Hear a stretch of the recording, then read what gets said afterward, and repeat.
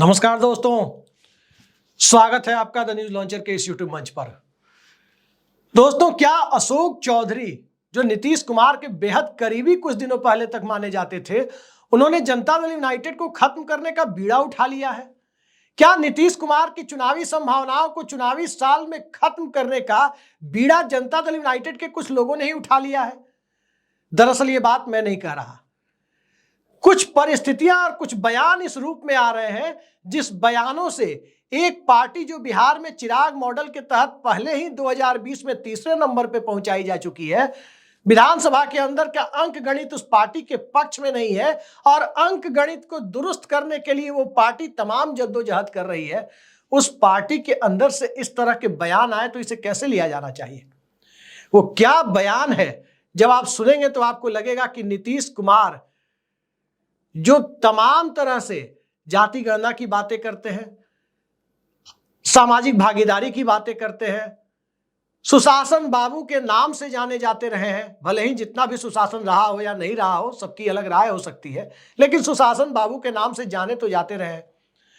उन नीतीश कुमार को आज तक किसी ने किसी जाति या धर्म विशेष के खिलाफ कोई बयान देते हुए नहीं सुना, किसी जाति विशेष पर तंज कसते हुए नहीं सुना। हाँ, व्यक्तियों के ऊपर नीतीश कुमार ने जरूर अपनी अपनी राजनीतिक सुविधा और गठबंधन के हिसाब से तमाम दूसरे राजनेताओं की तरह भाषाई मर्यादा को आमतौर पर पालन करते हुए बयान जरूर दिया है, लेकिन समुदाय विशेष को हर्ट करने वाला बयान कभी नीतीश कुमार ने नहीं दिया।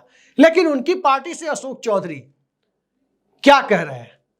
अशोक चौधरी जहानाबाद के भूमिहार समाज के लोगों के ऊपर सवाल उठा रहे हैं और सीधे सीधे कह रहे हैं कि जब अति पिछड़ा को जदयू टिकट देती है तो भूमिहार समाज के लोग इसलिए वोट नहीं देते कि उनके दरवाजे पर जाके 4 घंटे नहीं बैठे। मोटे तौर पर कहें तो उनके बयान का मतलब यह है कि आखिर भूमिहार समाज के लोग जनता दल यूनाइटेड के सामाजिक समीकरण में किसी गैर भूमिहार को, खासकर अति पिछड़े वर्ग के व्यक्ति को वोट क्यों नहीं देते। और जो लहजा है, जिस लहजे में वो बात वो कह रहे हैं, उस लहजे के बाद तो कोई व्यक्ति किसी को वोट नहीं देता। याद रखिए, सियासत में लहजे का बहुत बड़ा फर्क होता है और लहजे के फर्क से इस देश में सियासत हमेशा से चलती रही है कि बात कहने का तरीका क्या है। और बात कहने के तरीके को अगर आप देखने की कोशिश करें तो पता चल जाएगा कि किस तरह से इस देश में चुनावी संभावनाएं अलग अलग वक्त पर बनी बनाई चुनावी संभावनाएं किसी दल की कैसे खराब हो गई है। मणिशंकर अय्यर का बयान चारों तरफ चर्चा में आता है कि मणिशंकर अय्यर के बयान ने गुजरात में 2017 के विधानसभा चुनाव में कांग्रेस की बनी बनाई चुनावी बिसात को खराब कर दिया और सत्ता के बेहद करीब पहुंचकर कांग्रेस पार्टी फिसल गई थी। अशोक चौधरी भूमिहार समाज के ऊपर सवाल उठा रहे हैं कि जनता दल यूनाइटेड के साथ वो दूसरों को वोट क्यों नहीं देते, जेडीयू की दूसरी बिरादरी के कैंडिडेट को। अगर बिहार में जनता दल यूनाइटेड के सोशल कंपोजिशन पर नजर डालें, 2005 की परिस्थितियां जिसमें लालू यादव के राज की 15 साल के लालू राबड़ी राज की समाप्ति हुई थी और उसके बाद जब बिहार में सरकार बनी थी नीतीश कुमार के नेतृत्व में 24 नवंबर 2005 को, तो बिहार में एक जुमला चलता था, कुर्मी को ताज भूमिहार को राज। यानी मुख्यमंत्री का ताज तो कुर्मी समाज से आने वाले नीतीश कुमार को मिला है, लेकिन असल में पर्दे के पीछे ये राज, ताज के पीछे का जो राज है वो भूमिहार समाज के लोगों को मिला है। इस तरह का परसेप्शन बना हुआ था। क्यों बना हुआ था? नीतीश कुमार के बेहद करीबी, बेहद विश्वस्त, तमाम पॉलिटिकल ऑपरेशन नीतीश कुमार के लिए करने वाले ललन सिंह, विजय कुमार चौधरी, उस दौर में जगदीश शर्मा भी जनता दल यूनाइटेड का हिस्सा थे और तमाम बड़े भूमिहार नेता। बाद के दौर में कहें तो महाचंद्र प्रसाद सिंह भी चले गए थे जनता दल यूनाइटेड में, क्योंकि मोटे तौर पर यह मान लिया गया था कि बात भले ही लौकुश अति पिछड़ा महादलित की हो, मूलतः जनता दल यूनाइटेड में कुर्मी और भूमिहार समाज के लोगों का दबदबा है। यह परसेप्शन बना हुआ था बिहार में और इस परसेप्शन ने जनता दल यूनाइटेड को राजनीतिक तौर पर फायदा भी पहुंचाया। आप देख सकते हैं, तमाम विपरीत परिस्थितियों के बावजूद जेडीयू में अनंत सिंह लगातार साथ रहे, वो भी भूमिहार समाज से आते हैं। बेगूसराय वाले बोगो सिंह, सुनील पांडे जो भाजपा में गए हैं, सब के सब जनता दल यूनाइटेड का हिस्सा हुआ करते थे। बड़े जनाधार वाले जो भी भूमिहार नेता थे, सब जनता दल यूनाइटेड के बेहद करीब हुआ करते थे। नीतीश कुमार का पहला कार्यकाल 2005 से 2010, उस वक्त गिरिराज सिंह का प्रादुर्भाव बिहार भाजपा में बड़े नेता के तौर पर नहीं हुआ था। गिरिराज सिंह का प्रादुर्भाव 2009 के बाद होना शुरू होता है। उस वक्त बिहार भाजपा में भूमिहारों के चेहरे के तौर पर या तो गुजरात के राज्यपाल रहे कैलाशपति मिश्र को माना जाता था, या फिर सीपी ठाकुर जो कांग्रेस से आए थे उन्हें माना जाता था। लेकिन मोटे तौर पर भूमिहार वोटर जनता दल यूनाइटेड के साथ दिखते थे। एनडीए को 2010 में जो चुनावी सफलता मिली उसमें तो सबका योगदान था, लेकिन 2005 में इस बात से कोई इनकार नहीं कर सकता कि नीतीश कुमार को सत्ता में लाने के लिए जितना मुखर लालू यादव को हटाने और नीतीश कुमार की सत्ता कायम करने के लिए जितनी मुखरता भूमिहार समाज ने दिखाई थी, शायद ही किसी दूसरे समाज के लोगों ने दिखाई थी। लेकिन अब अशोक चौधरी बयान दे रहे हैं, क्या जनता दल यूनाइटेड की बेसिक्स को वो नहीं जानते? और सवाल घूम फिर कर वहीं आता है कि आखिर चौधरी साहब किसके ऊपर तंज कस रहे हैं।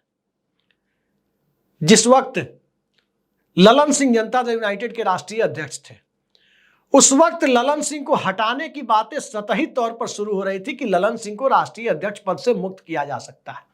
उस वक्त एक दलित सम्मेलन भी पटना में किए जाने की बात थी, जिस दलित सम्मेलन के मुख्य आयोजक अशोक चौधरी बताए जाते थे। और उस दौर की ही हम बात करें तो साफ दिखाई देता है कि उस दौर की सियासत में ललन सिंह और अशोक चौधरी के बीच आमने सामने मनमुटाव की खबरें चारों तरफ चलती थी कि आज यहां बहस हो गई तो पार्टी ऑफिस में बहस हो गई, तो वहां हो गई, तो कहीं कोई कहता था मुख्यमंत्री के सामने ही हो गई। ये सारी चीजें अलग अलग तरीके से चर्चा में आती थी। ललन सिंह भी सभी जानते हैं भूमिहार समाज से है।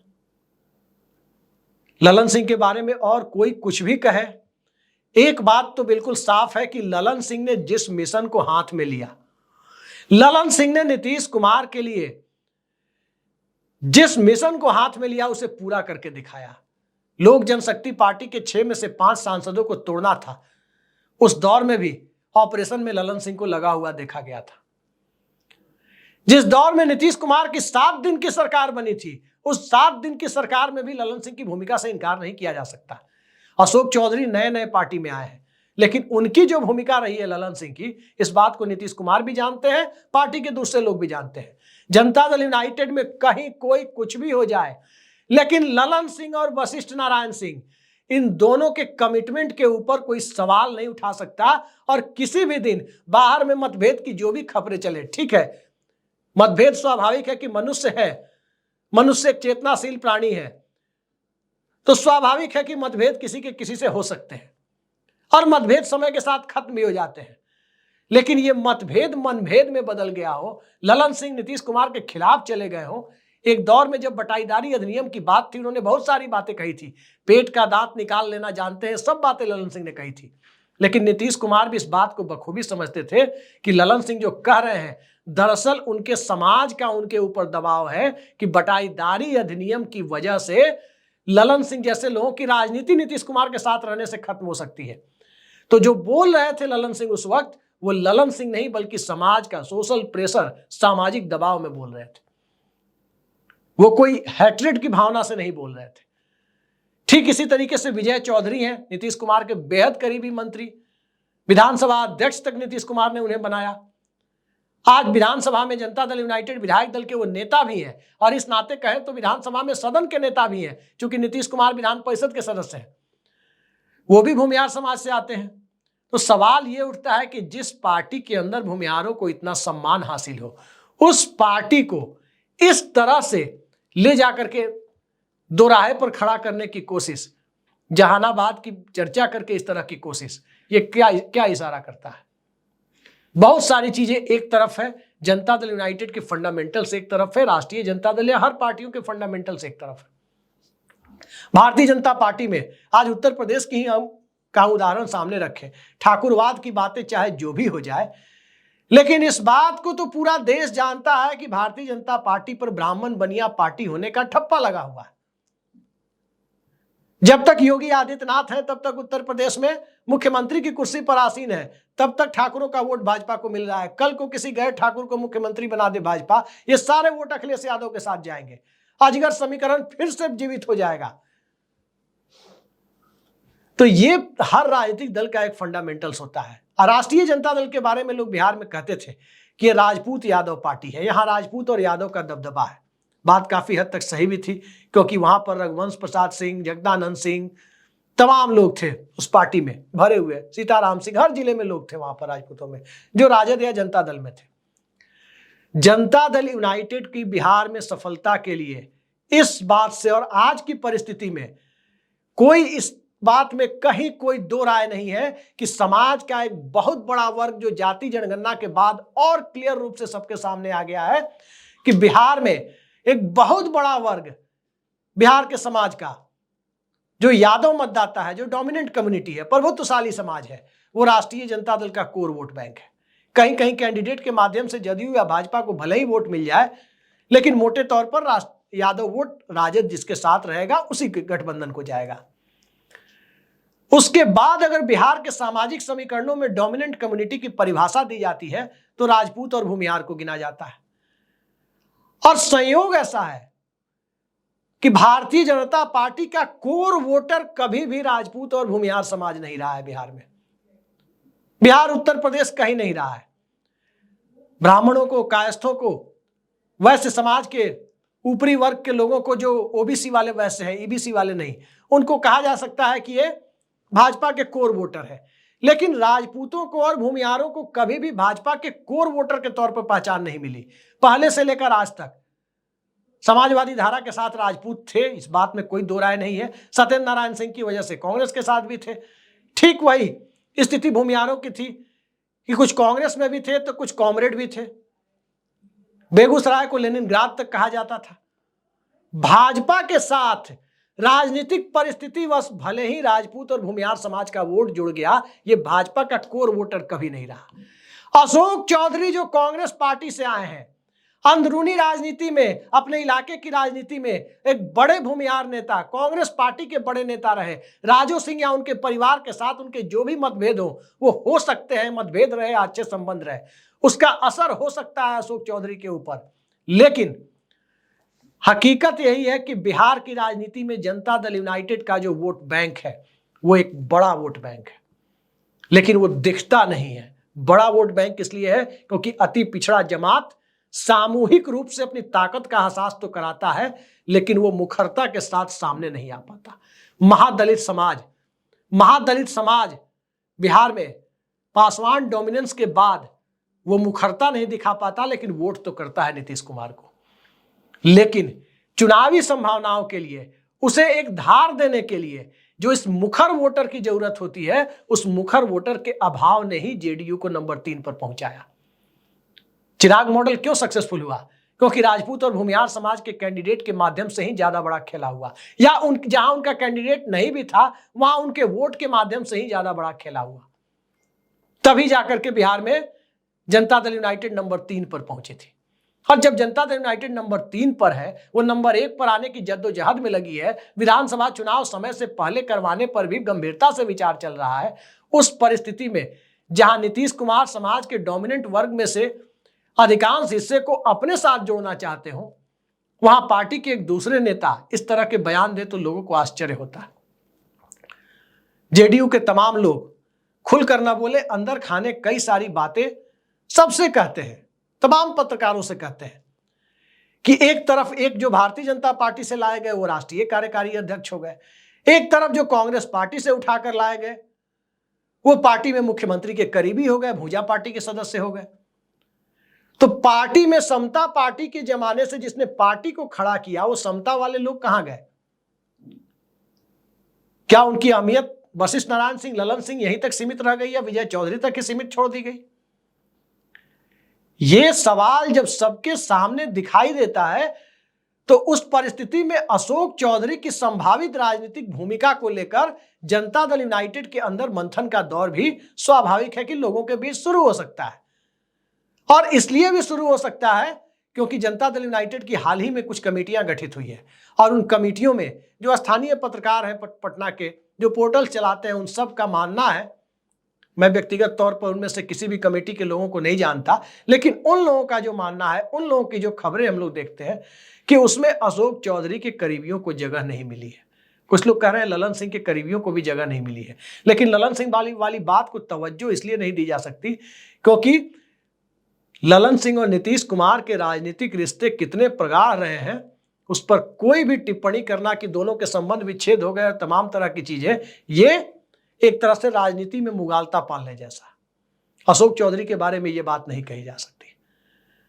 आज की तारीख में नीतीश कुमार खुद राष्ट्रीय अध्यक्ष हैं, मनीष वर्मा पार्टी में लाए गए हैं। नीतीश कुमार के पुराने दोस्त जो कभी भाजपा में थे, सरयू राय, बेहद साफ सुथरी छवि के नेता माने जाते हैं, वो भी जेडीयू में लाए गए हैं।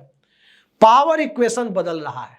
अब पावर इक्वेशन जब जेडीयू में जब इस ढंग से बदल रहा है, तो पावर इक्वेशन बदलने के दौर में आप देख रहे हैं कि विजय चौधरी, वो भी भूमिहार समाज से है, और जिस प्रकार से प्रेस कॉन्फ्रेंस करने लगातार पार्टी दफ्तर पहुंच रहे हैं, अलग अलग मुद्दों पर राय रखते हैं, चाहे वक्फ बोर्ड का मुद्दा हो, चाहे फलस्तीन का मुद्दा हो, तमाम मुद्दों पर बोलते हैं। तो जनता दल यूनाइटेड की पॉलिटिकल लाइन तो सबको समझ में आनी चाहिए। और उसके बाद अशोक चौधरी जो बयान दे रहे हैं, और खासकर उनके बयान को इस परिप्रेक्ष्य में देखें कि जिन चिराग पासवान की पार्टी की वजह से जेडीयू की सब दुर्दशा हो गई, उस पार्टी के टिकट पर उन्होंने अपनी बेटी को लोकसभा का चुनाव लड़ाया, तो सब लोगों को समझ में आ जाता है कि आखिर अशोक चौधरी की काबिलियत जो भी रही हो, पढ़े लिखे व्यक्ति हैं, मंत्री के तौर पर भी लोग बताते हैं कि काफी काबिल मिनिस्टर रहे हैं, योग्य मंत्री रहे, तो इस सारी योग्यता, काबिलियत, पढ़ाई लिखाई एक तरफ, लेकिन पार्टी के प्रति निष्ठा दूसरी तरफ। निष्ठा जनता दल यूनाइटेड के प्रति होती तो शायद एलजेपी के टिकट पर उनकी बेटी चुनाव नहीं लड़ती। आज भी इस बात का जवाब किसी को नहीं मिल पाया कि क्या नीतीश कुमार ने अशोक चौधरी को यह सहमति दी थी कि वो अपनी बेटी को चिराग पासवान की पार्टी के टिकट पर चुनाव लड़ाए और सांसद बनाए। सारी चीजें जब बिहार की राजनीति में चल रही हो, कोई पार्टी अपना जनाधार बढ़ाने की तरफ आगे बढ़ रही हो, और उस दौर में जब समन्वय की राजनीति नीतीश कुमार करते हो कि तमाम सामाजिक गुलदस्ते, अगड़ा पिछड़ा, अति पिछड़ा, दलित, महादलित, अल्पसंख्यक, सबको अपने साथ जोड़कर रखो, जातीय वैमनस्यता से दूर लेकर चलो, वहां एक जाति विशेष के खिलाफ टिप्पणी और खुलेआम बातें। दरअसल जनता दल यूनाइटेड की चुनावी संभावनाएं यदि कहीं से खराब होती हैं तो इन्हीं सब वजहों से होती है। बयान कोई कुछ भी दे, मोहन भागवत ने बिहार की राजनीति में भूचाल ला दिया था, हालांकि बिहार सेंट्रिक उनका बयान नहीं था। जब उन्होंने आरक्षण की समीक्षा की बात की थी, क्या रिएक्शन हुआ था उस बयान का कि पूरा का पूरा चुनाव एक तरफा हो चला था। तो बयान कितने दूर तक मार करते हैं। हालिया उदाहरण देखें, जिस चिराग मॉडल ने तेजस्वी यादव को लगभग सत्ता थाली में, प्लेट में सजा कर दे दी थी, पहले चरण में बहुत जबरदस्त सफलता मिल गई थी चिराग पासवान को, लालू यादव के गठबंधन को, महागठबंधन जिसे कहते थे तब। लेकिन उसी बीच बाबू साहब वाला बयान जिस प्रकार से तेजस्वी यादव का वायरल हुआ, मनोज झा और तमाम लोग सफाई देते रह गए, लेकिन बाबू साहब वाले बयान ने जिस तरह से समाज के एक तबके को, बने बनाए माहौल को, जो तेजस्वी यादव के पक्ष में चिराग मॉडल की वजह से बना हुआ था, सेकंड और थर्ड फेज में, यानी बचे हुए चरण के चुनाव में पूरी तरह से पानी फेर कर रख दिया था। तो क्या तेजस्वी के बाबू साहब वाले बयान की तरह अशोक चौधरी भी गलती कर गए? इस बात का पता आने वाले वक्त में लगेगा, और स्वाभाविक है कि इस तरह के बयानों पर नीतीश कुमार की जब तक नीतीश कुमार की ऐसे बयानों पर प्रतिक्रिया नहीं आएगी, तब तक इसका कोई ना कोई, इससे जो नाराजगी जो फैली हुई दिखाई दे रही है, सोशल मीडिया के कंटेंट आप देख सकते हैं अभी से भरने लगे हैं, जो नाराजगी दिखाई दे रही है, उस नाराजगी को दूर करने में वक्त लग जाएगा। ये बात तो साफ साफ दिखाई देती है। आगे आगे देखिए, चुनावी वर्ष में होता क्या है। सामाजिक समीकरण एक तरफ, नीतीश कुमार की राजनीति एक तरफ, लालू यादव और तेजस्वी यादव की बिसात दूसरी तरफ, और भारतीय जनता पार्टी की बिहार के मामले में क्या रणनीति है वो एक अलग तरफ। और इन सब के बीच अशोक चौधरी का बयान, किसके लिए फायदेमंद होगा कोई नहीं जानता, लेकिन जनता दल यूनाइटेड के लिए नुकसानदेह होगा, ये बात सभी जानते हैं। आज के लिए इतना ही। नमस्कार।